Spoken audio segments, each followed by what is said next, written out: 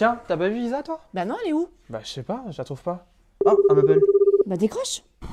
T'es déjà monté au clocher d'église? Non? Allez, viens, je t'emmène. Isa, bouge pas! On arrive! Mais elle est où cette église? L'église Notre-Dame de 40 ans, tu peux pas la rater. Elle est en plein cœur de la ville. Là, on emprunte la rue des Prêtres pour y accéder. Mais tu peux aussi prendre la rue Champvallon, la rue de l'église, l'avenue Quicangrogne. Elle est super facile d'accès.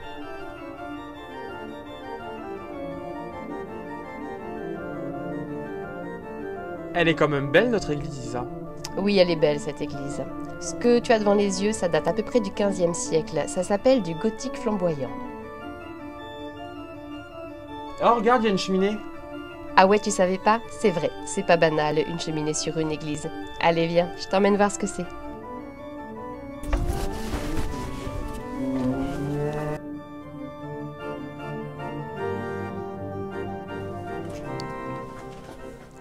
Ah, t'es là, Isa. Ouais, ça y est, regarde. Là, voilà la cheminée. On est dans le logement du sacristain. Alors le sacristain, c'est celui qui préparait tous les objets liturgiques, qui sonnait les cloches, qui s'occupait de l'entretien de l'église, des cierges, de l'orgue, etc. Donc il était dans ce logement. On a ici la pièce principale, une belle pièce à vivre, 2 chambres de l'autre côté, et surtout il avait vu, la fenêtre était bouchée, mais il avait vu direct sur l'église pour savoir où en étaient les cérémonies et pouvoir ainsi actionner les cloches, descendre, ou faire ce qu'il avait à faire.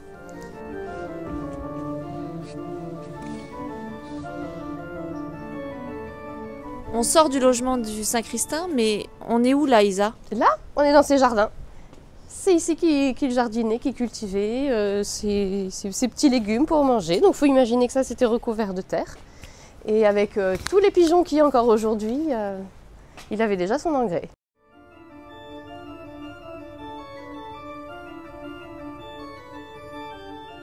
Isa, on se retrouve où, là? Là, regarde en bas. On est au-dessus du chœur. Le chœur, on en parlera plus longuement dans un autre épisode. Il y a tellement à dire dessus.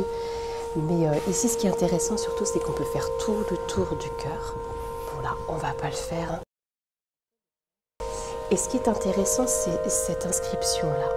Cette église a été blanchie en 1823 par la coulée. Début 1800, il y a eu une grande mode du blanchiment des églises. Avant, elles étaient peintes. On a encore des traces de certaines peintures là-bas vers l'abside. Elles étaient toutes peintes et décorées, et la grande mode était de rendre les églises pures et blanches. Donc là, celle-ci, elle a été blanchie en 1823 par Monsieur Lacollet. Bon allez, on continue la visite, direction les cloches. Comme dans toutes les églises, ces cloches ont leur propre histoire. La première fois qu'on entendra résonner une cloche ici, c'est en 1677. À cause de l'usure, elles se fêleront et elles se briseront. Elles seront remplacées et en 1793, elles seront réquisitionnées pour la fonderie de Canon. Enfin, les 2 plus petites. La grosse était considérée comme une pièce rare. Les 2 plus petites cloches seront remplacées en 1847. Elles s'appellent désormais Virginie Caroline et Aimable Alexandrine Marie. La plus grosse cloche qui a été refondue sera bénie en 1970 et porte le nom de Léone Jeanne Marie. Allez, encore un petit effort, on arrive au clocher.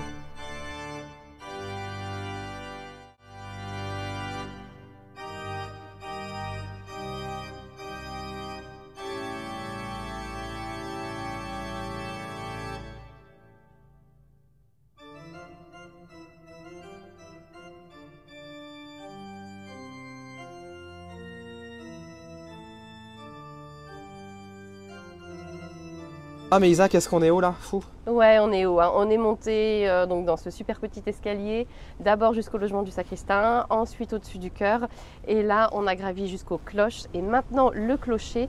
Donc on est sur la petite promenade du clocher. Le clocher culmine à 60 mètres. Je ne sais pas trop à combien on est, peut-être 10 mètres en dessous, à peine. J'estime mal les mesures.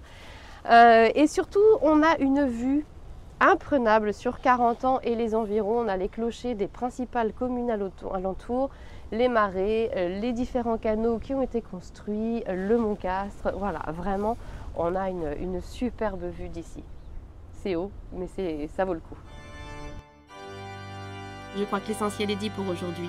Mais il y a encore tellement de choses à découvrir sur cette église qu'il y aura plusieurs épisodes. Sabine, les Vans, ouvrez les portes de la médiathèque, j'arrive!